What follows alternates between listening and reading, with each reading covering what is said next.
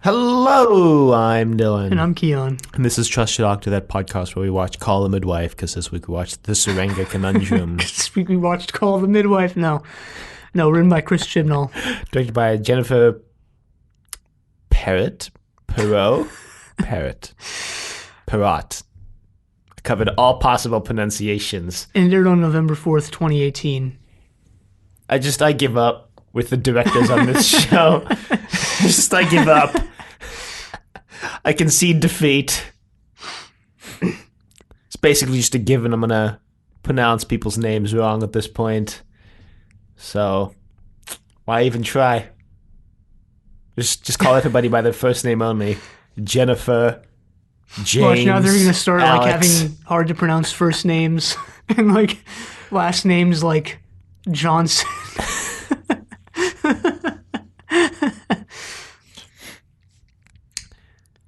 Well, So, that would yeah. be pretty funny, actually. That'd be pretty funny. Then I could start calling them just by their last name, and then I'll just start calling them by which of the two is easiest to pronounce. Yeah, so the Tsuranga Conundrum. Yeah. Easily the weakest episode of the 13th Doctor so far. Okay, I mean, that's like there's only 5 episodes. Exactly, and of the 5, it's easily the weakest. I'm saying that's not even a hard, bar. This is only 5 episodes. I mean, week 1, we could have been Woman Who Fell to Earth, easily the weakest of all the 13th Doctor episodes. It's not really a big surprise statement, That's what I'm saying. It's not really a big thing. It's not really anything we need to make a big deal about. All right. I mean, I would have just dropped it after that one sentence. Somehow I doubt that. No, I mean, I would have explained why this was, sort of less entertaining and less interesting than the 4 episodes that came before it. And the over 800 episodes or 900 that came before it, including all the other Doctors. No, this isn't the worst episode of Doctor Who ever. I was going to say, I wouldn't put this down there with Fear Her, Love and Monsters and the Massacre. No. Underworld. Why always forget Underworld when we're talking about the worst episodes of Doctor Who? Yeah, because Underworld wasn't even real, remember? Underworld was just a mass hallucination caused by a hypnotic effect coded into another episode of Doctor Who. Right. Not sure which one that is, but... As if. Anyway, this episode... It begins with a junk galaxy. It begins with just a lot of junk. It just begins with a 5 to 10 minute sequence of extremely fast dialogue and a fast pace that's extremely difficult to keep up with and subsequently care about.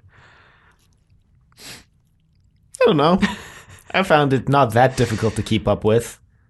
It was really fast. Really fast. I don't think it was any faster than the rest of the episode. I do. I think it slows down a lot once you're introduced to the monster of the week. The Pating.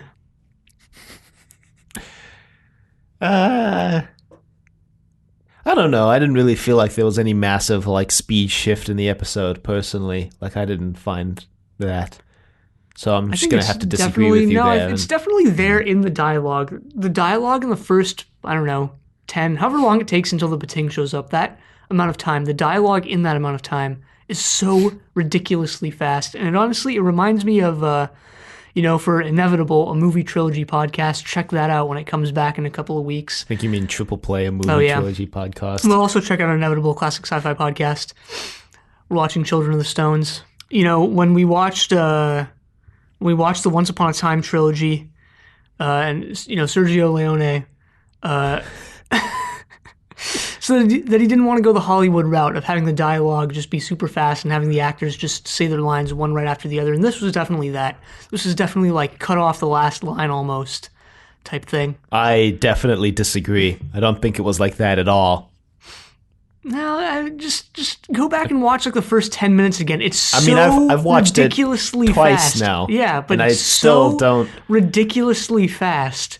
It's hard to keep up with. I mean, in theory, I've watched this more than you. So maybe you're the one who not needs to in go back and theory, like, rewatch you just it. have watched it more than me. So maybe you're the one who needs to go back and rewatch it. I mean, it's something that plagued the first 10 minutes of this. And it was Yeah, honestly, I mean, it I was a just surprise. don't It was agree. a surprise to me, given the 50-minute runtime. I mean, I'm just gonna disagree and move on. I mean, all right, I'm not convinced. Yeah, I mean, I'm not either. So, and there's not really any way we can convince each other without just watching it again right now, which we're not gonna do. So, it starts in a junk galaxy, and I was like, wait, that's a lot of junk. In a lot of space. So the Doctor's looking for she's looking for like an extra part for her TARDIS. I don't know. Again, the dialogue was so fast that I have no idea.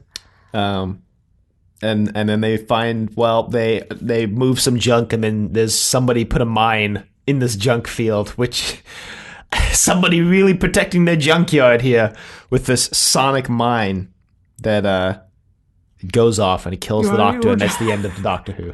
That's it. That's the end. Yep. And we wake up. We're on the medical ship Tsuranga, and the new main character is this general. She's a famous general of exposition. New main character is the Pating. Dr. Pating. Exposition master Vito Corleone.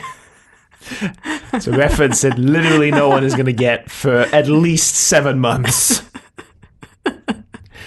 No, everyone who's watched The Godfather will understand that Vito Corleone is the one fictional character who, above all other fictional characters, can exposit.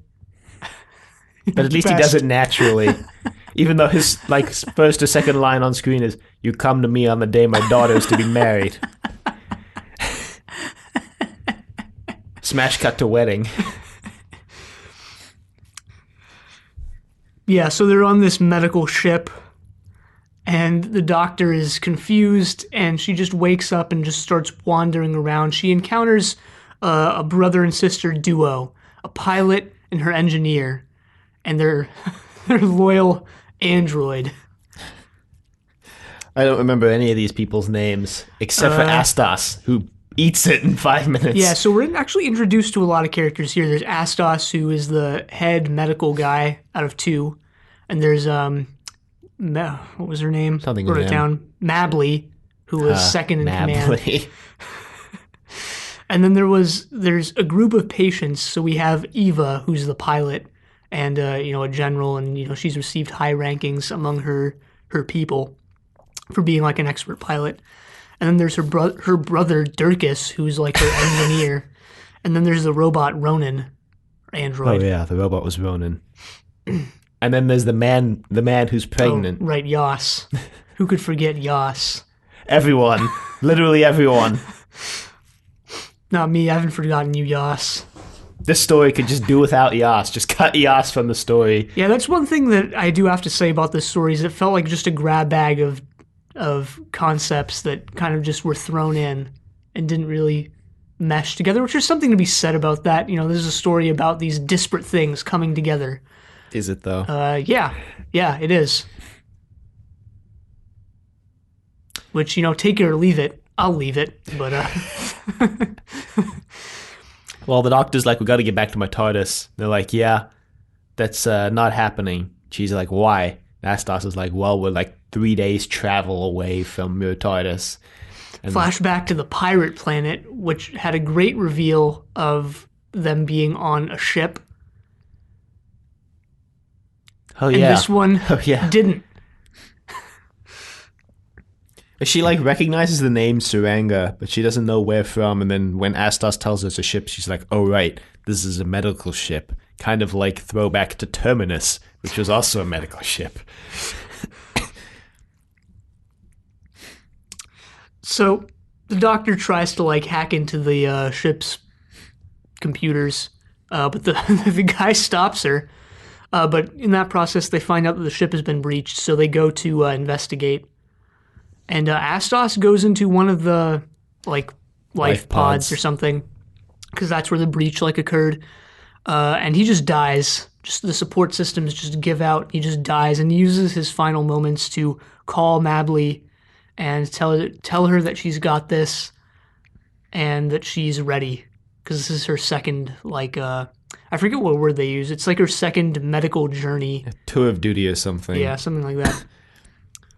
Well, Astos dies because the Pating releases the life pod and it flies off into space, and it's got no power because the Pating ate all of it. Yeah, we don't find out that the Pating eats energy until much later, although it's very heavily hinted at, because now we're actually introduced to the Pating. It's like a little Stitch-looking thing from Lilo and Stitch. Well, before that, I want to talk about how this ship is built like the Titanic, because apparently there's only 2 medical technicians on board, first off.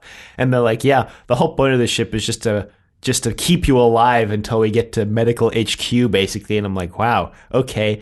And then Astos is like, yeah, I mean, the ship's it's piloted by a computer. But he says they can support, quite a few number of people. But then he's like, we've only got 2 life pods. And I'm like, wait, what? The ship is massive, and there are only 2 life pods. I mean, we see them running around. It takes them 20 minutes to get anywhere on this thing, and there's only 2 life pods. Who designed this? It's a medical ship of all things too, with 2 life pods. Yep, built to fail. I'm fine with it. Heck, just do away with the life pod. Just do away with the life pods. Who cares? Wow. Wow. Anyway, the doctor tries to investigate the Pating. It swallows her sonic screwdriver and spits it back out, but when it spits it back out, it doesn't have any juice, it doesn't have any power, it doesn't have any batteries. The sonic is out of commission. And this is when you first, get the idea that, okay, this thing eats energy, or triple A's, Triple A's. Looking for those D batteries. It wants the D. Wow. So they scan the Pating and they go to the computer HQ room. And this was actually funny. They look up the Pating in the little digital encyclopedia, and it basically just tells them how this is the most dangerous thing in the universe, and that all human beings should stay away at as far a distance as possible. And they're like, it's in the next room. We're here now. Almost threat level Chalice. And Mably's like, that's one up from Beetroot. And I'm like, what freaking nonsense threat level system is this? You haven't heard of one up from Beetroot? It's pretty dangerous, as far as I know. Just kidding. It's impossible to stun. It's impossible to kill. It can survive anywhere. It can survive in space. Its skin is toxic to humans and basically any species in the universe. It's like those poison dart frogs. If you touch them, you just die. One of the most overpowered Doctor Who villains of all time. Well, I mean, let's actually talk about poison dart frogs for a second. They're one of the most overpowered creatures in the real world of all time. You can't even touch them. That's how strong their poison is. You die within minutes from a single touch. That's pretty metal. It's pretty metal. That's why they're bright red and yellow and stuff, and they're able to survive in the rainforest without camouflage. It's just come on, touch me. Let's find out what happens. But yeah, the Pating is sort of an ambassadors of death or oil level creature. The oil threat level Chalice.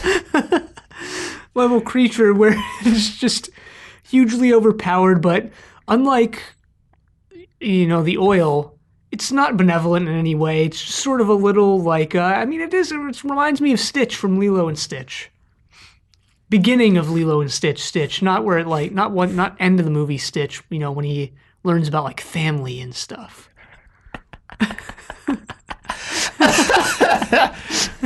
You mean when they nerf him? They brainwash Stitch, hold an alien being against its will, and wash its mind with Earth ideas. Did you ever watch that Lilo and Stitch TV show that was like No. set after the movie? No. It's got the big like crab alien guy, and it's about them trying to capture like his other loose experiments. You know, Stitch's experiment 626, I think, or 606 or something. I mean, yeah, you seem to know a lot more than I do about this, but I also know that there's a scene in that movie where they're flying in the spaceship, and originally they were flying through Honolulu, but then 9/11 happened, so they like redrew all the background so that it was just flying down like a river gorge. You can find comparisons between the original and the changed version like on YouTube really easily. huh. Surfing through the skies of New York.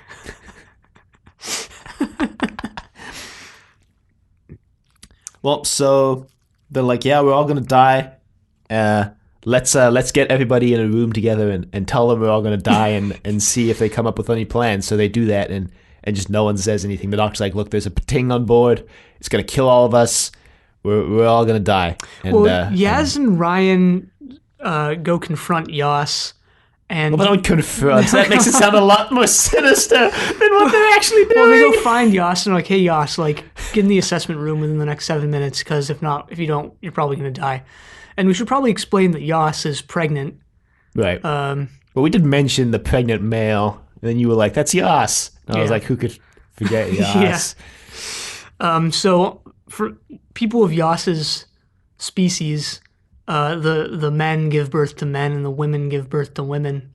Interesting. And Yaz and Ryan are like, wait, you're pregnant and you're a man? Like, how does that work? And he's like, what do you mean, how does that work? Like, how does it work amongst you guys? No, like, never mind. You don't want to know. And apparently also, like, those pregnancies only last a week. This species. Yeah. It's like, damn.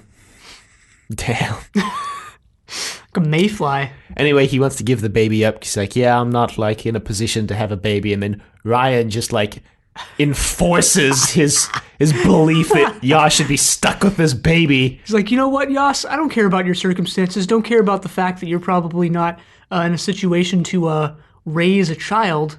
Don't do that. Like, just keep it. Yeah, I actually like have a kind of a problem with like Ryan's entire like moral weird, compass like, in the story. Yeah. And at the end of the episode, when he's like, I'm gonna forget this if I don't say it now, but he's like, Yas, keep the baby. You're a good person. You can do this. And like, we don't know that. Yas could be like a total He could be like person. a gambling a drug addict. He might not even like.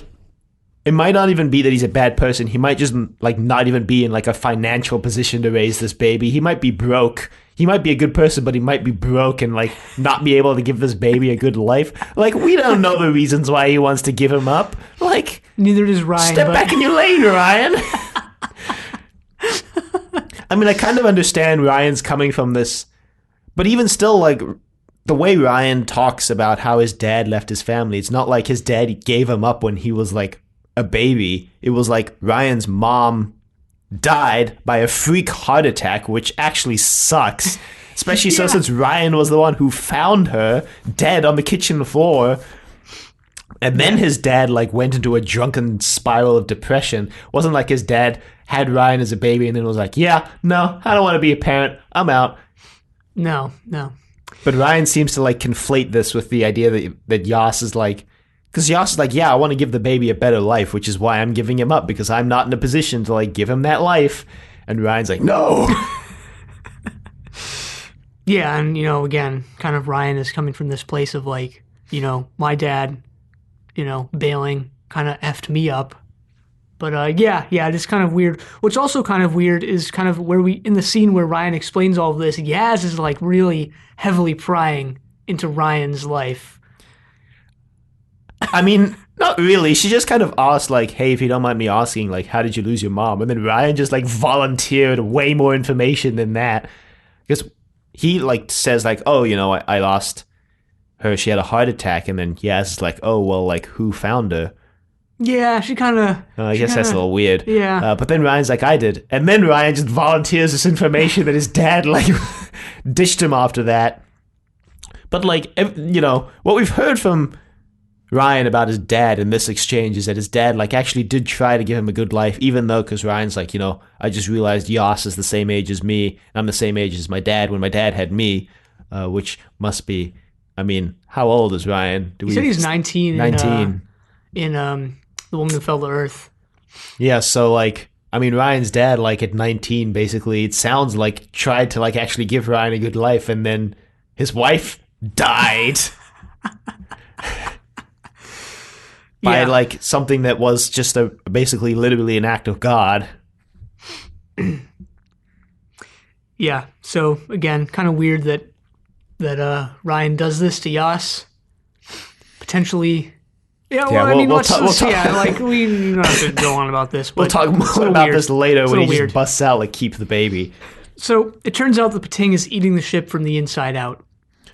Well, not only that, we have the most contrived, like, conflict here ever, because first off, the station is like, we've detected, like, an alien presence on your ship. Confirm or deny. This is Rhesus 1, the planet, I guess, that they're going to. It just made me think of Reese's Pieces, or Reese's Cups this whole time. It's like a Reese's Cup-shaped world. No. And apparently they, like, contact the ship 3 times, and if you, like, deny it all 3 times and they still detect it, they just blow you up. Yeah, this is like built into their processes. This is built into their procedures. They contact you 3 times, and on time 3, if you're still lying, they blow you up. Yeah. If you say yes, they also blow you up. So basically, they're just telling you. It's just a countdown. They're basically like, we're gonna blow you up. Not accounting for the fact that, like, maybe it's a fault in the system, or, like, maybe they, like, incorrectly scan the spaceship and it's like it's not actually a threat. They just blow them up. Maybe this entire thing is just like an excuse to kill people, because, you know, there's 2 life pods. There's a very good chance that they're gonna blow you up. Oh no. And what, you know, do we really see any, like, viable medical processes on the ship? I don't know. I mean, well, we see Mabley deliver the baby. Yeah, but I mean, that's it. Like, what about all the other, like, there's a adrenaline addict on the ship. They don't really seem to be taking care of that all that well. Adrenaline blocker. Whatever. But yeah, the power goes out. The Pating is eating the insides of the ship, and Yas goes into labor. He's like, hey, gonna need some doulas here. Like, what are you guys doing? See, they don't even have any doulas for Yas. Like, what kind of hospital? I mean, the doulas are just Ryan and Graham. They're just people. Yeah, and again, potentially spiraling Yas and the child's and Avocado Pear's life out of control, having these faulty and terrible doulas, mainly with Ryan. I mean, not so much with Graham, but still. Graham doesn't step in and correct his step-grandson's errors. So it's on him, too. I mean, he probably is like, this isn't my place. He probably recognizes that Ryan's dad is a touchy subject. Anyway, doulas are in whatever culture Yas is from, or species. Shouldn't make it out like this is some Earth culture, but they're just people who accompany the birth, the labor. Yeah. The birthing process, the delivery, so to speak. So, this is like a contrived explanation for why everybody has to split up. Because then they leave Yaz. Oh man, Yaz and Yas. What the hell is going on with that? Yeah. They leave Yaz and the android in the Ronan. Yeah. Ronan. Well, they all have the doctor gives them all sort of roles. So Yaz and Ronan's role is to guard the antimatter energy particle accelerator thing. Yeah. That they introduce. So we get a little science lesson from Chris Chibnall here. Yeah. This was cool. This is interesting. Yeah. Yeah.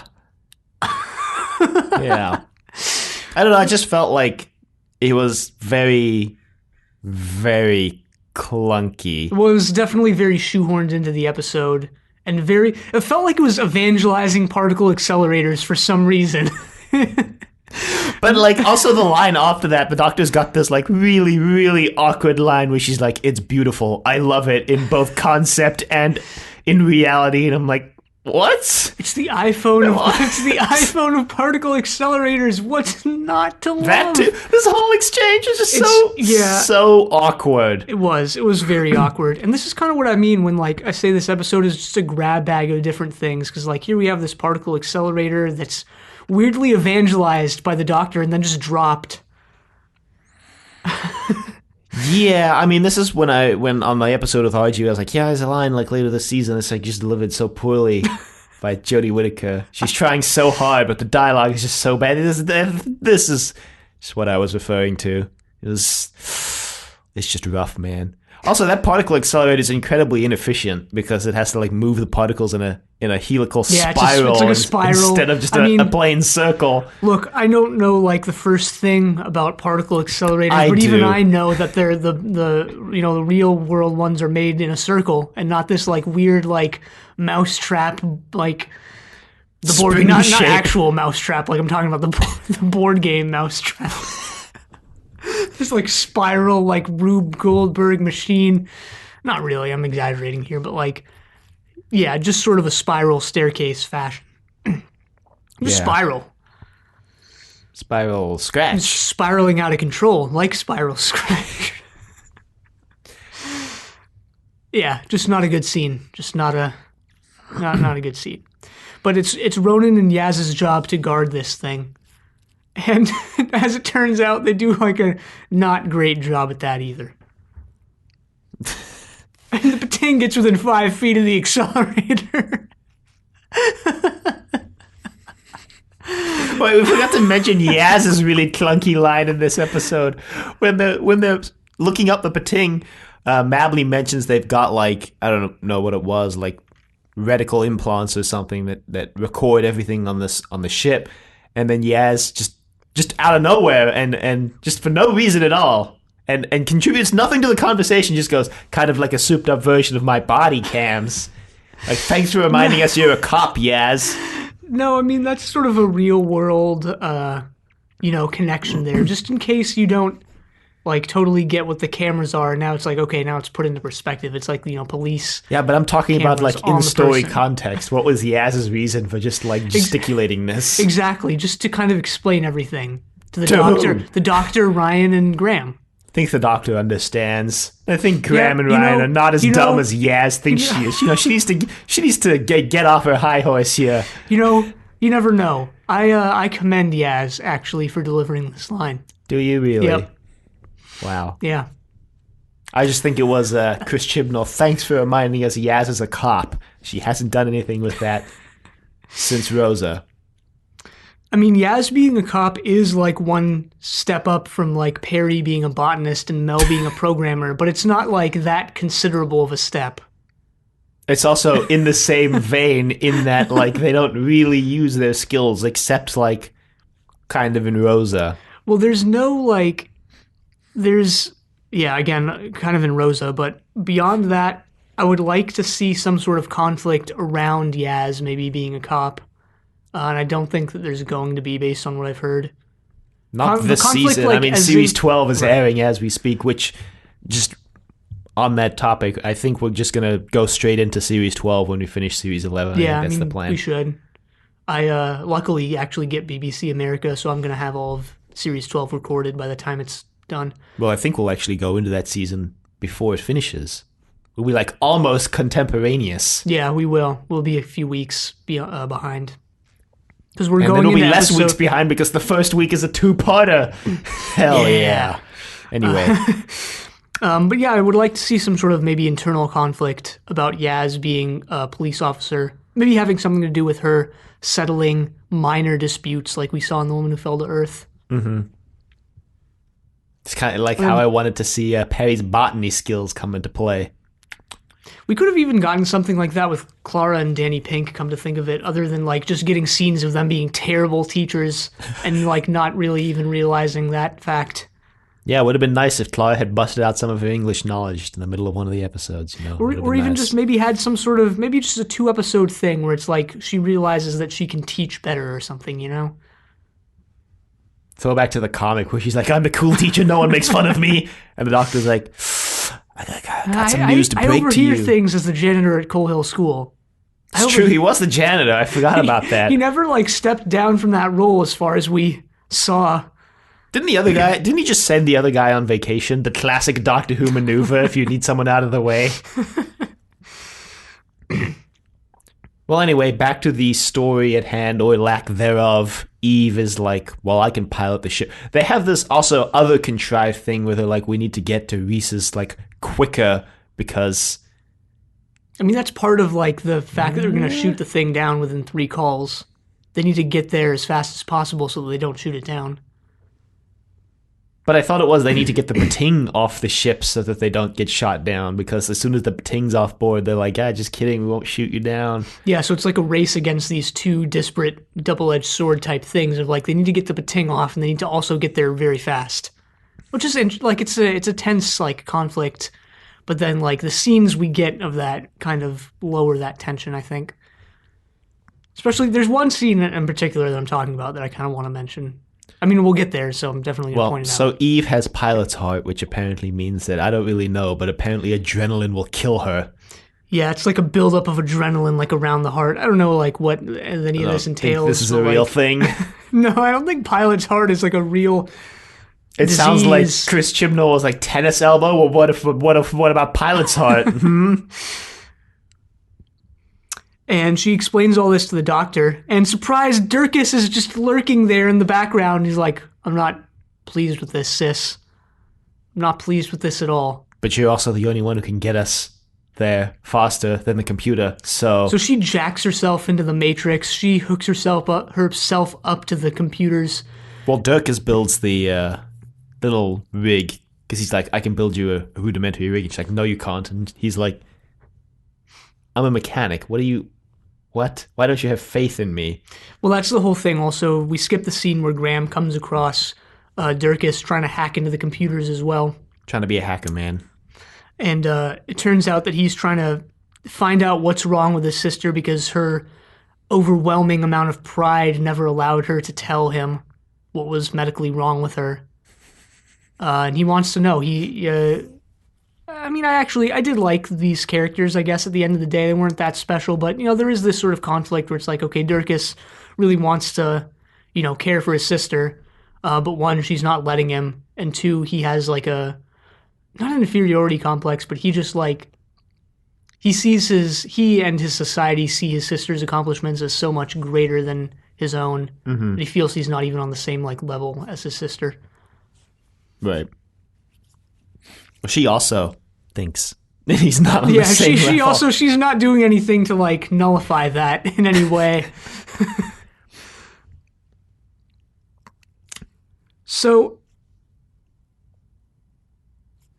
the doctor realizes that there's a bomb on board because they're too far out for Rhesus to shoot them down with a missile, and she realizes it's under the particle accelerator, so she goes and she extracts it, and then... Because this is when she figures out the Ting is feeding off of energy. Yeah, and did you notice in this scene that, like, all the doctors have sort of their different, modes of, like, doing things when they're putting the puzzle pieces together and figuring out what's going on.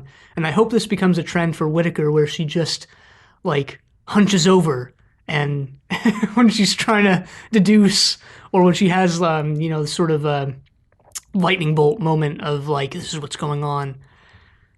She's very hunched over and yeah, just very hunched over. Can't say I noticed it. Yeah, so she realizes that it's feeding off of energy, so they go and try to use this bomb, which has like a huge amount of energy inside of it, as bait.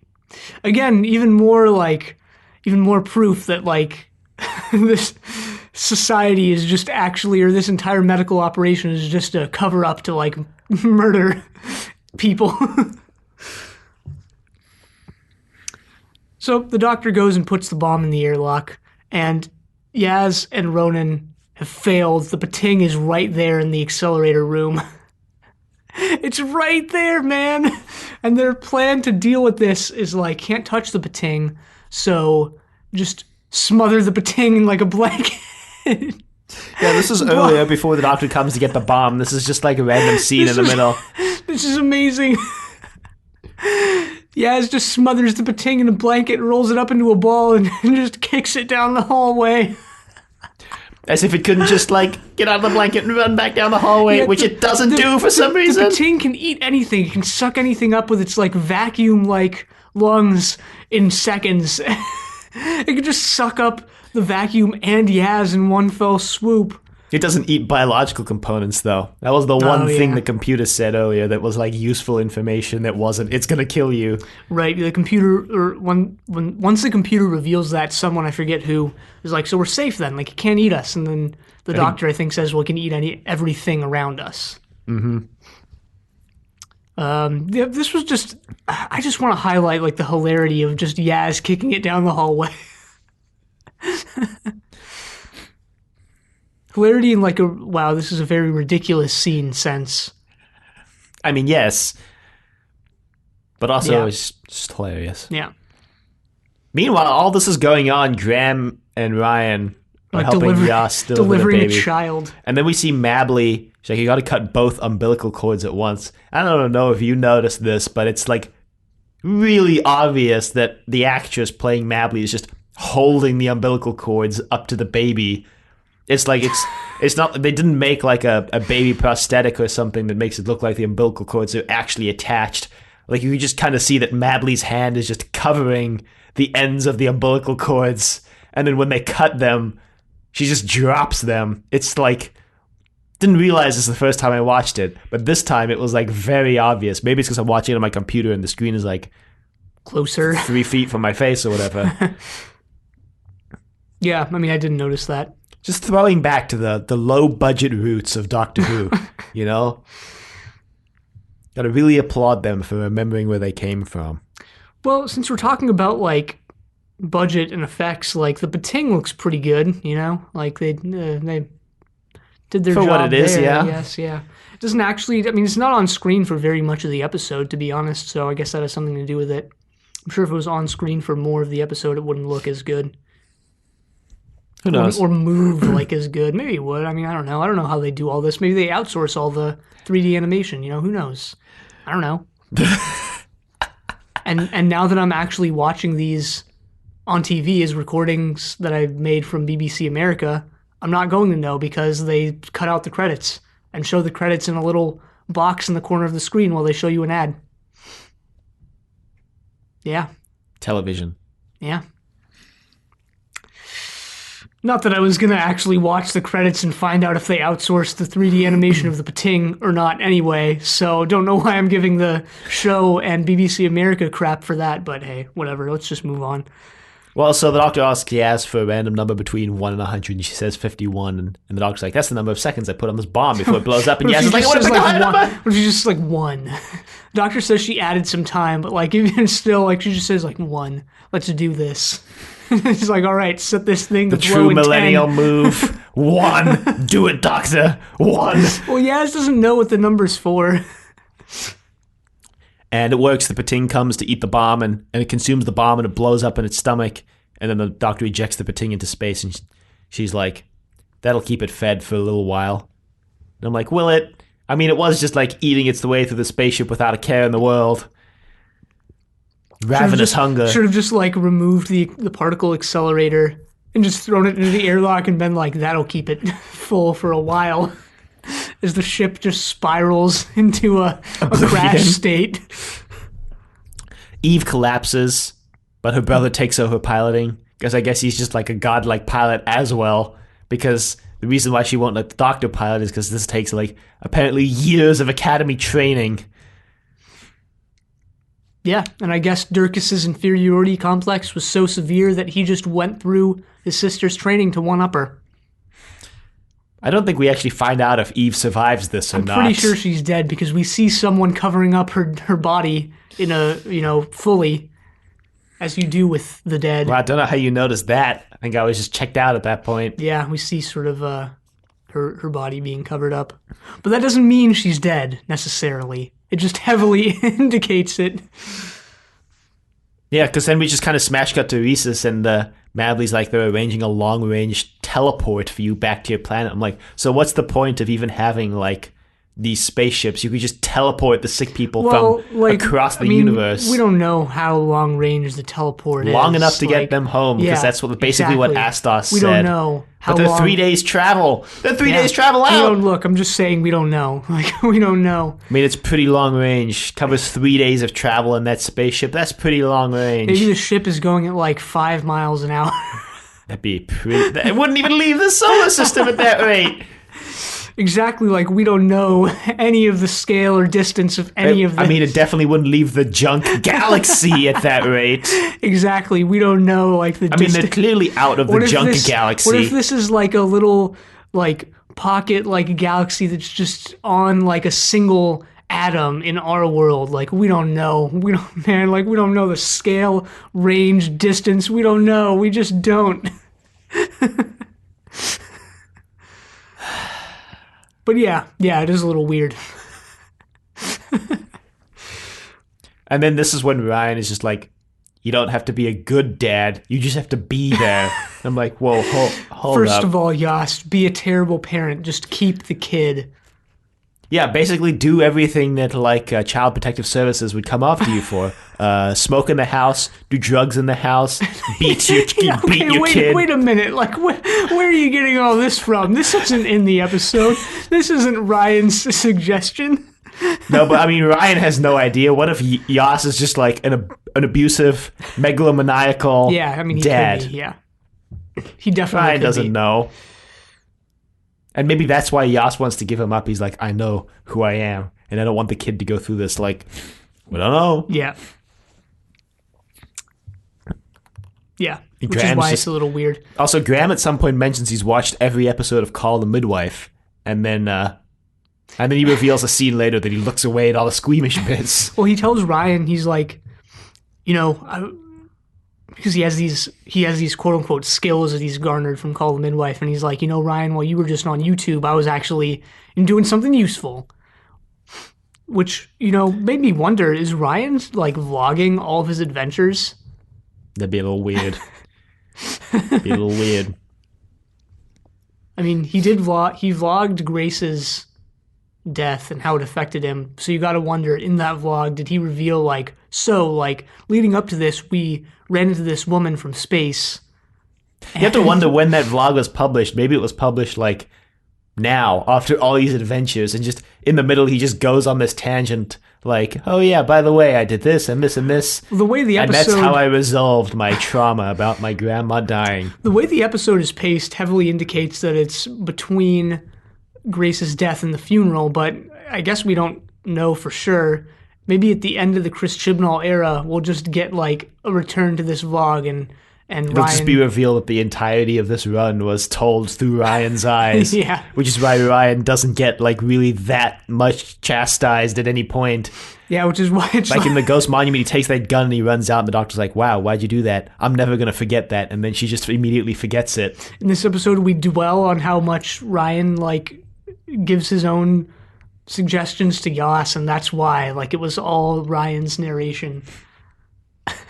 And that's why Graham is like sidelined in this episode, because it's all from Ryan's point of view. Why Yas, or not Yas, Yaz. Chris! Why Yaz is somewhat sidelined and Ryan is far more interesting as a character would explain that. You heard it here first, folks. Don't forget, when it turns out to be true, that it's just us influencing the creation of Doctor Who again. So, it turns out Yas is going to name his kid Avocado Pear. The first This indication joke that just maybe didn't land at all. The first indication, though, that maybe he's not the dad that Ryan thinks he's going to be. Apparently, Avocado Pear was a great Earth hero, and I'm like, what? And the guy's like, are you saying that the history of Earth on my planet is wrong? And Graham's like, yeah, pretty much. Well, here's the thing. This is again, Ryan and Graham maybe need to step back and like you mentioned, stay in their own lane a little bit, because these people are from way far in the future. Avocado Pear might be a great Earth hero. We don't know. Maybe it just hasn't come to pass yet. That's true. This is the 67th century. And yet they're just destroying Yas's psyche, telling him that the history books were false. It's true, actually. I mean, this joke, like, from an out-of-universe perspective, just doesn't land for me at all. Well, it's a nice throwback to the Russell T era where the Doctor loves pears and or no, hates pears. Hates pears. Sorry. Why are pears the fruit that every Doctor Who writer defaults to, and they need a fruit on this show? I would say it's the texture. You know, they're a little rough. I've said this before, but taste-wise, they're great. I do like pears as well, but like they could be so much greater if they weren't so rough in texture. And I think that's the peel. I think that comes from the skin, the peel, whatever you want to call it. I think if you peel a pear and just eat the interior, the meat of the fruit, you wouldn't get that texture. It's my conjecture here. Huh. Never tried. Yeah. I've never tried peeling a pear, so I don't know. No, I mean, given their water content and their like how solid they are, I feel like you might also, you know, if they're a little overripe, you're just going to destroy it by peeling it. Well, you can peel an apple. Yeah, apples are a little more solid than pears over their lifespan. I mean, pears, you know, you just got to catch them before they go overripe, you know, and they're sort of apple-like in consistency. Yeah, they're apple-esque, shall we say. Yeah. Anyway. So this episode, to me, was just like a whole bunch of stuff where a whole bunch of nothing comes out of it. A whole bunch of stuff was thrown in and a whole bunch of nothing came out. I don't know. I have a hard time, like, pinning down what the actual, like, if there even is a message encoded in this story anywhere, if there's like even like a substantial character development moment anywhere in this episode. It's just kind of a bunch of stuff on screen. There is that moment where the Doctor is talking with Astos and he tells her that his actions are for the good of the patients on the ship and that her actions are against that. And she, when he says that, she's like, you know what, you're right. And she backs down. A little bit of a dark side to the 13th Doctor. Yeah, so we are sort of getting maybe some of the, I guess, sort of a dark side to her personality. And then we do get a little bit more about Ryan's backstory. Yeah. And then everything else is just stuff. Yeah, well, it just seemed like sort of, again, I want to use this term, like a grab bag of just stuff, because we had Dirkus and we had Eva and their sort of little subplot, and we had the Pating, but we also had Yas giving birth, and it just didn't seem to mesh together very well. Which isn't like necessarily a bad thing, but it's it is like, in this case. I guess.